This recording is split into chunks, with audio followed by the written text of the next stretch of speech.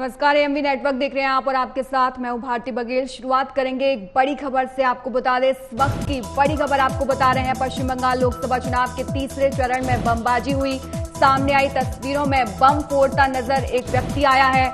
पश्चिम बंगाल के लोकसभा चुनाव के तीसरे चरण में ये बमबाजी हुई। इस वक्त की बड़ी खबर आपको बता रहे हैं। तस्वीरों में बम फोड़ता हुआ व्यक्ति नजर आया। तस्वीरों में आप साफ तौर पर देख सकते हैं।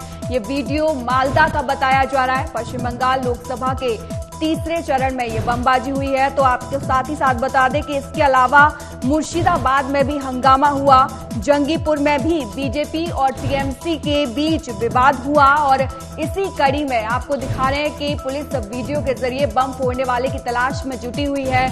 और ये मालदा का वीडियो बताया जा रहा है। लोकसभा चुनाव का आज तीसरा चरण था, जहां पर 4 सीटों पर वोटिंग हुई थी पश्चिम बंगाल में। वहां पर मालदा का ये वीडियो सामने आया है, जहां पर बम फोड़ता हुआ एक व्यक्ति नजर आया। रतुआ इलाके में पोलिंग बूथ के पास बमबाजी की एक घटना हुई है। पुलिस वीडियो के जरिए बम फोड़ने वाले की तलाश में जुटी हुई है।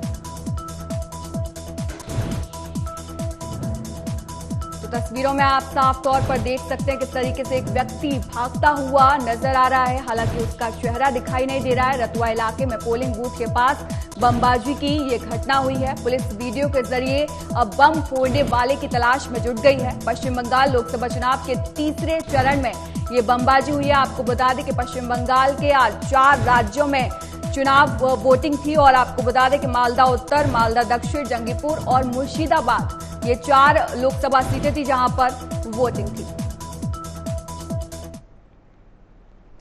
लोकसभा चुनाव के तीसरे चरण का मतदान खत्म हो गया है। इस बीच पश्चिम बंगाल के जंगीपुर में मतदान के दौरान एक मतदान केंद्र पर टीएमसी के एक बूथ अध्यक्ष की बीजेपी उम्मीदवार धनंजय घोष से झड़प हो गई। धनंजय घोष ने कहा कि मैं बीजेपी का उम्मीदवार हूं और मुझे टीएमसी के बूथ एजेंट ने धमकी दी है। पश्चिम बंगाल की 4 लोकसभा सीट पर तीसरे चरण में मतदान किया गया है। पश्चिम बंगाल में लोकसभा की 42 सीटें हैं, जिसे 7 चरणों में पूरा किया जाएगा।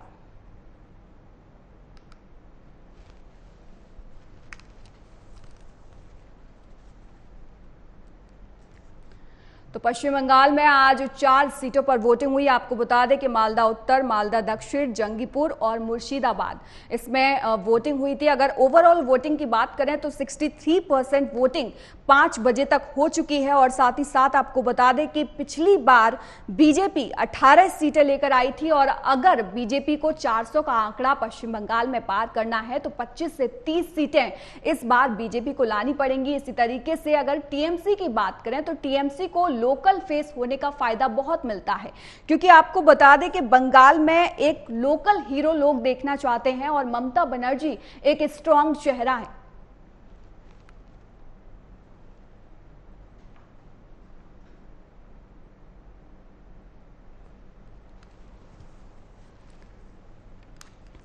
तो बंगाल अस्मिता, बंगाली प्राइड भी एक बड़ा इशू है और 1971 के बाद ये देखा गया है कि कभी भी कोई राष्ट्रीय पार्टी यहां पर सीटें नहीं जीत पाई है। ऐसे में अगर बीजेपी बंगाल में आती है तो ये एक बड़ा रिकॉर्ड होगा बीजेपी के लिए और साथ ही साथ बंगाल के इतिहास में ये पन्ना दर्ज हो जाएगा, क्योंकि जिस तरीके से बीजेपी ने 2019 में 18 सीटें पाई हैं, उस तरीके से अगर देखा जाए तो 25 से 30 सीटें इस बार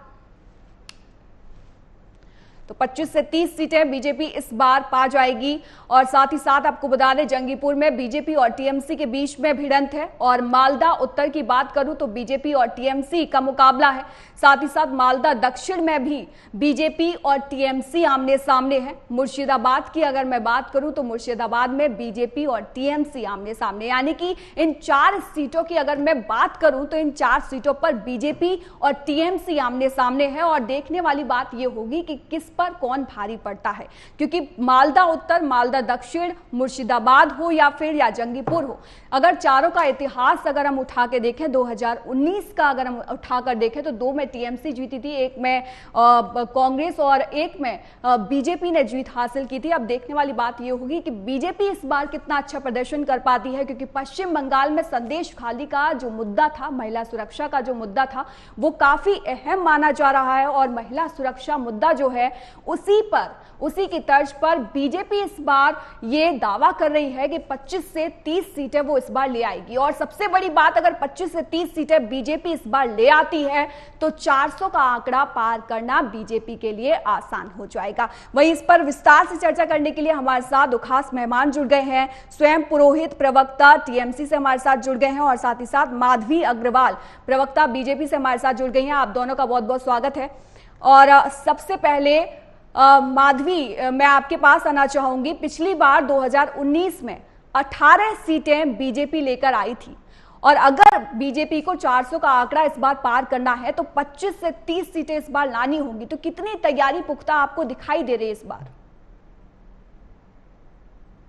भाजपा ने जिस तरीके से कहा है 80 सीटें इस बार हमारी आएंगी, तो निश्चित तौर पे हमें पूरा विश्वास है कि बंगाल की जनता भी, जो लगातार टीएमसी की जो राजनीति हो रही है, जिस तरीके से हिंसक राजनीति पूरे विश्व में इतनी कुविख्यात है, और महिलाओं का जिस तरीके से शोषण संदेशखाली के अंदर में हुआ, तो और बंगाल कभी भी आप देखिए कि उन्नति की ओर कभी अग्रसर हुआ ही नहीं। हमेशा यहाँ किसी ना किसी तरीके की जो सिंडिकेट जो राजनीति है, और नेताओं से करोड़ों की संपत्ति का निकलना, ईडी जब यहाँ पर तहकीकात करने पहुंचती है तो किस तरीके से इनके घरों से धन कुबेर जो है निकल के आता है। तो जनता देख रही है कि भ्रष्टाचार की आग में पश्चिम बंगाल जल रहा है, जिसकी वजह से पिछड़ता जा रहा है, और बार बार इन लोगों का दोषारोपण जो होता है वो केंद्र सरकार की तरफ होता है।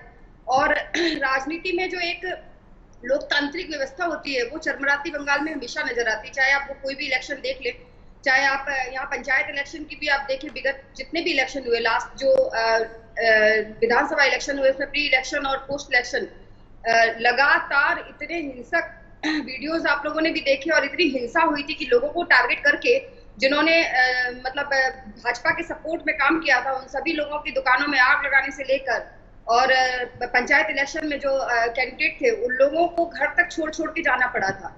तो एक जो हम लोग जिसको देश का सबसे बड़ा पर्व कहते हैं, एक लोकतांत्रिक देश के अंदर में चुनाव की जो प्रक्रिया होती है वो एक बहुत बड़ा संवैधानिक पर्व होता है, जिसको भी लोग यहाँ पर स्वच्छंद तरीके से मना नहीं पाते। तो 34 वर्षों तक जो सीपीएम का शासन रहा, जिसकी वजह से आज सीपीएम पूरी तरीके से नदारद हो गई पश्चिम बंगाल में, क्योंकि जो हिंसक राजनीति को विख्यात कर दिया था पश्चिम बंगाल को, और जो पश्चिम बंगाल इंटेलेक्चुअलिटी के लिए और अपनी कला, संस्कृति और शिल्प के लिए जाना जाता था, वही जो पश्चिम बंगाल है वो अब अपनी सिंडिकेट राजनीति, अपने दुराचार, महिलाओं के शोषण और हिंसक राजनीति के लिए जाना जा रहा है। तो ये किसी भी प्रदेश के लिए बहुत शर्मनाक बात है कि इस तरीके की अगर स्थिति देश में अगर बनती है किसी प्रदेश के अंदर में, तो निश्चित रूप से वहां की जनता को एक परिवर्तन की आवश्यकता है, जो कि उन लोगों को एक सकारात्मक जीवन प्रदान कर सके। पश्चिम बंगाल भी आखिर बाकी प्रदेशों की तरह अगर उन्नति की तरफ अग्रसर हो, तो निश्चित रूप से भाजपा जो है वो बाकी राज्यों में इस तरीके से काम कर रही है, केंद्र में काम कर रही है। तो जो पश्चिम बंगाल की जनता है उन लोग ये चाहेंगे कि निश्चित रूप से जिस तरीके से दूसरे राज्यों में विकास हो रहा है, पश्चिम बंगाल उससे अछूता क्यों रहे। ठीक है, डॉक्टर फोर्थ भी हमारे साथ जुड़े हुए हैं सीपीआईएम से, उनका भी बहुत बहुत स्वागत है। सर, आपके पास मैं आना चाहूंगी, और मेरा सवाल आपसे यही है कि आज पश्चिम बंगाल को वाकई में हिंसक राजनीति के लिए जाना जाता है, तो इसके लिए कौन कौन जिम्मेदार है, किसको जिम्मेदार आप मानते हैं? इस चुनाव में जो चरण हुए हैं उसमें हिंसा का जो घटना है काफी कम हुए हैं, और ये बात स्पष्ट हो रही है कि पश्चिम बंगाल के जो चुनावी जो प्रक्रिया इतिहास रहा है उससे जो बंगाल के जो जनता है वो लोग अपने आप को एक नए दौर की तरफ मोड़ना चाह रहे हैं। तो पिछले चुनाव के मुकाबले आप देखिएगा हिंसा के उतने वारदात नहीं हुए हैं, और ये अच्छी बात है पश्चिम बंगाल की। लेकिन सर, अगर मैं आज ही का आंकड़ा ले लूं तो आज चारों सीटों पर कुछ ना कुछ प्रॉब्लम हुई है। मालदा में वोटिंग के बीच बमबारी हुई, मुर्शिदाबाद में हंगामा हुआ, जंगीपुर में बीजेपी और टीएमसी के बीच में विवाद हो गया। तो इससे ये तो आप पलड़ा नहीं झाड़ सकते कि हिंसक गतिविधि जो है वो पश्चिम बंगाल में नहीं होती है। चलिए माधवी, मैं आपके पास आना चाहूंगी। बंगाली अस्मिता और बंगाली प्राइड एक बहुत बड़ा इश्यू है पश्चिम बंगाल के लिए। 1971 के बाद अगर हम देखें तो कोई भी राष्ट्रीय पार्टी जो है वो सत्ता में नहीं आ पाई है पूर्ण बहुमत के साथ। तो क्या लगता है आपको बीजेपी के लिए कितना बड़ा चैलेंज है इस बार? देखिए, राजनीति में जब भी चुनाव होते हैं तो एक प्रतिस्पर्धा होती है, तो इसमें कहा जा सकता है कि चैलेंज होता ही है थोड़ा बहुत जो भी है, लेकिन जो नीति है, जो अपनी नीति लेकर आप देख सकते हैं कि जो टीएमसी यहाँ पर शासन कर रही है इतने सालों से, अब वो प्रदेश की पार्टी बन के रह गई है। अब वो केंद्र मतलब एक केंद्र पार्टी नहीं है, बड़ी पार्टी के तौर पे नहीं है, तो उनका जो जनाधार है वो बहुत कम हुआ है। पश्चिम बंगाल में जो तुष्टीकरण की राजनीति अगर भारतीय जनता पार्टी ने समय समय पर बीच में अगर आवाजें नहीं उठाई होती, तो यहाँ पर जिस तरीके से तुष्टीकरण की राजनीति कंटिन्यू हो रही थी, उसको रोक लगाना असंभव हो जाता। क्योंकि आपने शुरू में देखा था जब ममता बनर्जी आई थी तो उन्होंने किस तरीके से इमाम भत्ता वगैरह सब शुरू किया था। तो एक विशेष समुदाय को अगर आप अपना बहुत ज्यादा सपोर्ट देते हैं तो बाकी समुदाय के बारे में भी सोचना पड़ेगा। दूसरी बात, हिंसक राजनीति के बारे में कहा जा रहा है कि जैसे अभी इस बार नहीं हुई है, तो ये कहना गलत होगा। देखिए, एक आदमी भी कोई अगर आहत होता है, एक आदमी भी अगर हिंसा में आहत होता है तो वो राजनीतिक हिंसा कही जाएगी और वो होना भी गलत है। लेकिन कहा जाए कि यहाँ पर बम बनाते जो है टीएमसी के नेताओं में बम फट जाते हैं घरों में, और ईडी जब उसके इन्वेस्टिगेशन के लिए आती है तो जो एक संवैधानिक संस्था है उनके इन्वेस्टिगेशन पर आने पर उनके ऊपर में हमला कर देना, तो आप सोचिए कि किस तरीके की नीति यहाँ पर चल रही है। क्या किसी को इन्वेस्टिगेशन नहीं करना चाहिए? या जब अगर कोई महिला यहाँ पर आहत होती है, या संदेश खाली का मुद्दा जो इतना बड़े रूप में आया, तो उस समय जब इन्वेस्टिगेशन के लिए आया, जो विपक्षी दल वहां पर पहुंचना चाह रहे थे, क्या राइट नहीं है कि लोग जो कमजोर हैं उनके साथ में खड़े हो? और जब मैन पार्टी, जो विपक्षी पार्टी पश्चिम बंगाल में भारतीय जनता पार्टी है, तो भारतीय जनता पार्टी का ये दायित्व बनता है कि अगर कहीं पर कुछ ऐसी अराजकता हो रही है तो वो उन लोगों के साथ खड़े हो। ऐसी स्थिति में उनको रोक देना, मीडिया को रोक देना, मीडिया वालों को नहीं जाने देना, और हर जो भी यहाँ पर किसी भी तरीके की जो दुर्व्यवहार होता है या दुर्नीति होती है, तो उस पे सबसे पहले जो है वो विपक्षी षड्यंत्र का नाम दे देना कि महिलाओं के साथ अगर बलात्कार हुआ तो ये तो विपक्षी लोगों के सजाए हुए ये सारे कारनामे, इस तरीके का वक्तव्य देना एक महिला मुख्यमंत्री के होते हुए। ये अफसोस की बात है, केवल ममता बनर्जी महिला मुख्यमंत्री पूरे भारतवर्ष में एकमात्र महिला है जो कि महिला है, मुख्यमंत्री है। तो ये उनकी जिम्मेदारी बन जाती है कि वो पश्चिम बंगाल की महिलाओं के साथ खड़ी हो, जबकि पश्चिम बंगाल में तो एक बच्ची को भी माँ कहकर पुकारा जाता है और यहाँ माँ दुर्गा की पूजा होती है। लेकिन बीच बीच में अगर भारतीय जनता पार्टी ने लोगों की आवाज बनकर लोगों के साथ अगर खड़े नहीं हुए होते, तो शायद आज पश्चिम बंगाल का रूप जो है वो कुछ और ही होता। तो मेरा मानना है कि पश्चिम बंगाल की जनता जो है वो बहुत एक कह सकते हैं कि बहुत स्थायी रूप से किसी को अपनाती है। जैसे 34 सालों तक जो है वो सीपीएम रही, इनको भी पूरा मौका दिया है, आज तीसरा टर्म इनका कंप्लीट हो जाएगा 2 साल बाद। तो पश्चिम बंगाल की जनता ठंडे दिमाग की है, किसी को अगर अपनाती है तो लंबे समय तक अपनाती है। और मैं इतना विश्वास के साथ कह रही हूँ कि अगली बार जब भारतीय जनता पार्टी स्थापित होगी यहाँ पर, तो वर्षों तक भारतीय जनता पार्टी यहाँ पर काम कर सकेगी। और क्योंकि जो भारतीय जनता पार्टी की नीति है सब लोगों को साथ लेके चलने की, भले ही विपक्षी लोग कितनी भी कोशिश करें कि भारतीय जनता पार्टी को राजनीतिक धार्मिक राजनीति के साथ में जोड़ने की कोशिश करे, लेकिन ये एक बच्चा भी जानता है कि अगर 3 तलाक का मुद्दा हो या जो भी आयोजन मतलब योजनाएं जो हमारी मतलब लेकर आते हैं, वो हर सभी समुदाय के लिए इक्वल होती है। किसी के लिए ऐसा नहीं है कि मुस्लिम के लिए अलग है या हिंदू के लिए अलग है या जो दूसरे लोग हैं उनके लिए अलग है, सबके लिए एक समान है। और अगर आप आंकड़ों को निकालेंगे तो आपको पता चलेगा कि जितनी भी योजनाएं चल रही है उसका सबसे ज्यादा जो लाभ है वो लाभार्थी हमारे माइनॉरिटी भाई बहन है, वो लोग हैं। तो जो दोषारोपण भले ही कितना भी करते रहे, क्योंकि देखिए विपक्षी पार्टी है तो एक दूसरे में प्रतिद्वंदिता चलती है, तो निश्चित रूप से एक दूसरे पर ब्लेमिंग करना बहुत ही एक स्वाभाविक बात है। लेकिन जो वास्तविकता है वो बंगाल की जनता जानती है कि कहीं ना कहीं पश्चिम बंगाल उन्नति के क्षेत्र में पिछड़ रहा है और सीपीआईएम अपने जड़ से खत्म हो चुकी है। अब यहाँ पर कोई अस्तित्व नहीं रहा, देश के अंदर ही नहीं रहा कहीं। तो अब जो लोगों की जो उम्मीद है, जो एक पॉजिटिव, एक सकारात्मक जो उन लोगों की जो इच्छा है कि अब कैसे उन्नति होगी पश्चिम बंगाल की, तो एकमात्र कोई अगर विकल्प बचता है तो वो भारतीय जनता पार्टी। ठीक है माधवी जी, हमारे साथ स्वयं पुरोहित जी भी जुड़ गए हैं, टीएमसी के प्रवक्ता हैं। स्वयं पुरोहित जी, आपके पास आते हुए, आज भी बमबारी की घटनाएं हुई हैं, ये पश्चिम बंगाल हिंसक राजनीति की तरफ क्यों आगे बढ़ रहा है और किसके लिए इसे जिम्मेदार माना जाए, क्योंकि अभी तो टीएमसी सरकार है पश्चिम बंगाल में? जी देखिए, पश्चिम बंगाल के अंदर में जिस तरह से 2021 का चुनाव हारने के बाद यहाँ केंद्र सरकार ने जिस तरह का व्यवहार किया पश्चिम बंगाल के साथ, जिस तरह से भारतीय जनता पार्टी की गुंडा वाहिनी हर जगह उत्पात मचा रही है, चाहे वो राम के नाम पर करते हो, चाहे कभी वो संदेश खाली का मुद्दा आपने देखा क्या क्या हद तक वो बेशर्मी पे उतरे हैं इनके नेता। इनको शर्म आनी चाहिए कि आज ये जनता के सामने, महिलाओं के सामने क्या मुंह लेकर वोट मांगने जाएंगे।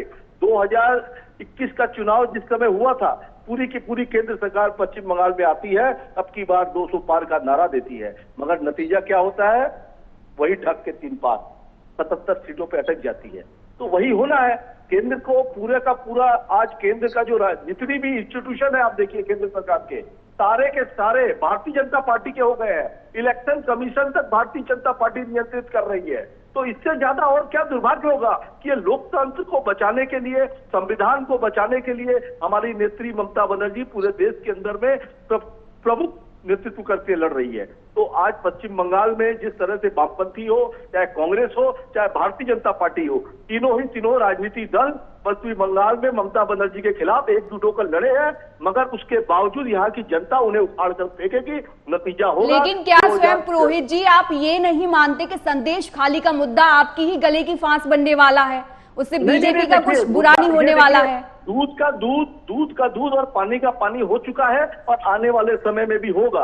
आप देखिएगा जिस तरह से जो वीडियो आया, उन्हीं के नेता बोल रहे हैं कि 2-2 हजार रुपए दे के महिलाओं से एफआईआर कराई गई है।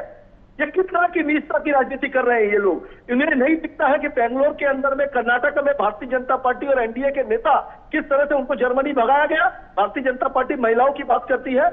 उस व्यक्ति की जो प्रज्वलन रेवना है, उनके बारे में भारतीय जनता पार्टी की जो महिला जो स्मृति ईरानी है, उनके मुंह से कुछ नहीं निकलता है।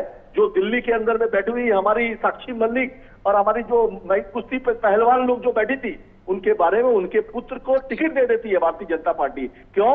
क्योंकि इनके पास में वोट की राजनीति करनी है। भारतीय जनता पार्टी के राज शासन के अंदर में, चाहे हाथरस हो, चाहे उन्नाव हो, चाहे इनके कोई भी नेता हो, उनके बारे में भारतीय जनता पार्टी कोई भी बयानबाजी नहीं करेगी। ये महिलाओं के बारे में नहीं, ये राजनीति। आप आरएसएस की सोच को पढ़िए, उनकी किताब में लिखा है। बिल्कुल सही कहा आपने। राजनीति की समस्या यही है सर कि कोई भी अपनी गलती मानना नहीं चाहता है, बल्कि उस गलती को किस तरीके से फेरा जाए उस पर ज्यादा ध्यान दिया जाता है। खैर डॉक्टर फौद, मैं आपके पास आना चाहूंगी। बंगाल की जनता अपना एक लोकल हीरो चाहती है और यही वजह है कि ममता बनर्जी की वहां पर पूछ है और राष्ट्रीय जो पार्टी है वो 1971 के बाद वहां पर जगह नहीं बना पाई है। अगर सीपीआईएम की मैं बात करूं तो आपके पास कौन सा प्रमुख और लोकल चेहरा वहां पर है? तृणमूल कांग्रेस और भारतीय जनता पार्टी के लिए अहमियत रखती है। हमारी पार्टी के लिए नेता नहीं, नीति अहमियत रखती। तो मैं आपका जो सवाल है वो सवाल की पुष्टि करते हुए ये कह रहा हूँ कि आप देखिए जैसे अर्जुन सिंह इतने अहम एक नेता है जिसके सामने बीजेपी के नीति और तृणमूल के नीति, दोनों दलों के नीतियों ने उन्होंने घुटने टेक दिए।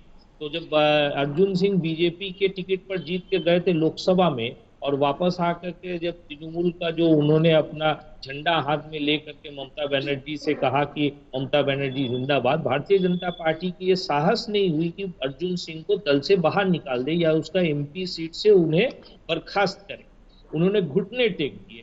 तो ये जो, और जब इस चुनाव आए तो फिर इस चुनाव में हमने देखा किस तरीके से अर्जुन सिंह ने टिकट ना मिलने पर तृणमूल को छोड़ करके फिर वापस भारतीय जनता पार्टी में बाहैसियत चले गए, ये कह करके कि हम तो बीजेपी से ही जीत के आए थे और बीजेपी में ही हम हमेशा हमारा जो एमपी शिप है वही रहा। तो ये जो सवाल है, आपने सही कहा कि कुछ जो इस सोच रखने वाले जो दल है जैसे तृणमूल कांग्रेस और भारतीय जनता पार्टी, वो लोग सोचते हैं जो नेता है जिसका वर्चस्व अपने इलाका में है उसको अगर अपना दल में ले ले, उसे जो भी टिकट दे दे तो फिर वो जीत करके हमारी पार्टी के एमपी या एमएलए हो सकते हैं। लेकिन कितने देर वो लोग रहेंगे उस दल में, ये कहना मुनासिब नहीं है। आज के दिन में भारतीय जनता पार्टी के तकरीबन 5 ऐसे बाहैसियत पदाधिकार एमएलए हैं जो तृणमूल के टिकट में एमपी सीट लड़ रहे हैं। वो लोग टिकट तो मिला है टीएमसी के तरफ से, लेकिन असेंबली के अंदर में उनका एमएलए शिप बाहैसियत बीजेपी का जो पार्टी के हैसियत पे दर्ज है और स्पीकर का ये साहस नहीं है कि उन्हें दल से निकाल दे या उन्हें डॉक्टर फौद, आपने काफी सोच समझकर मेरे सवाल का जवाब दिया है, लेकिन एक बात तो आप भी मानेंगे बताएंगे कि अगर नेता का चेहरे पर ही वोट होता है, अगर नेता का चेहरा ही नहीं है तो नीति की बात तो बाद में आती है, लेकिन आपने बात काफी अच्छे से घुमाई है डॉक्टर कौर। सोच हो सकता है। ठीक है, अगले सवाल के साथ में माधवी आपके पास आना चाहूंगी क्योंकि टाइम बहुत कम है मेरे पास, इसलिए एक एक कमेंट मैं आप सभी से लेना चाहूंगी। अगर बीजेपी की बात करूं पश्चिम बंगाल में, तो आपको क्या लगता है कौन से अहम मुद्दे वहां पर है जिनकी बदौलत बीजेपी चुनाव जीत सकती है? देखिए, मोदी जी का एक विजन है, वो केवल पश्चिम बंगाल के लिए ही नहीं है, पूरे देश भर के लिए है। और इसी के वजह से जो है कि लास्ट टाइम भी हम अपने जो आंकड़े थे वो हमने पूरा कंप्लीट किया था, और इस बार भी जो हमारा आंकड़ा है वो हम कंप्लीट करेंगे। रही बात पश्चिम बंगाल में, तो सबसे बड़ी बात है जो स्क्रीन पर हमें लोग दिखाई दे रहे हैं, सबसे बड़ी बात है कि भूल जाते हैं जब राज्य में इनका डिबेट होता है कि ये दोनों केंद्र में एक दूसरे के सहयोगी पार्टी में, मतलब जो महागठबंधन इनका बना है एनडी गठबंधन, उसमें एक दूसरे के साथ बैठते हैं। लेकिन ठीक ये लोग राज्य में जब डिस्कशन पे आते हैं, डिबेट पे आते हैं, तो एक दूसरे पर दोषारोपण करने लग जाते हैं। बीजेपी के साथ में कोई कांग्रेस को जोड़ देता है, कांग्रेस को कोई मतलब सीपीएम को कोई बीजेपी के साथ जोड़ देता है। तो ये समझ के परे की बात है किस तरीके की ठीक है। स्वयं पुरोहित जी, आपसे भी आखिरी कमेंट लेना चाहूंगी। अगर टीएमसी के लिहाज से देखें तो आपको कौन से बड़े मुद्दे दिखाई देते हैं? देखिए, देश के अंदर में आज सबसे बड़ा मुद्दा है बेरोजगारी। पूरे देश के अंदर में 44-45% युवा बेरोजगार है। आज कल ही आईसीएसई के बोर्ड के परीक्षा के नतीजे आए हैं। ठीक है। जो लोग अच्छा रिजल्ट कर रहे हैं, क्या हमारी सरकार है, सभी सरकारों की बात करूंगा, क्या वो उन्हें सही तरीके से केंद्र सरकार रेलवे में भर्तियां कर रही है? केंद्र की जो नौकरियां निकलती थी, आज 30 लाख से ज्यादा पद खाली पड़े हैं। प्रधानमंत्री नरेंद्र मोदी जी जब 2014 में आए थे तो उन्होंने वादा किया था कि मैं प्रत्येक वर्ष 2 करोड़ नौकरी दूंगा। ठीक है। 10 साल में 20 करोड़ नौकरियां आपने। ठीक है, तो सबके अपने अपने दावे हैं और ये तो 4 जून को ही साफ हो पाएगा कि कितना किस पर कौन भारी पड़ा है। फिलहाल आप तीनों का बहुत बहुत धन्यवाद हमसे जुड़ने के लिए। Thank you. फिलहाल इस बुलेटिन में इतना ही। देश और दुनिया की तमाम खबरों के लिए आप देखते रहिए एएमवी नेटवर्क।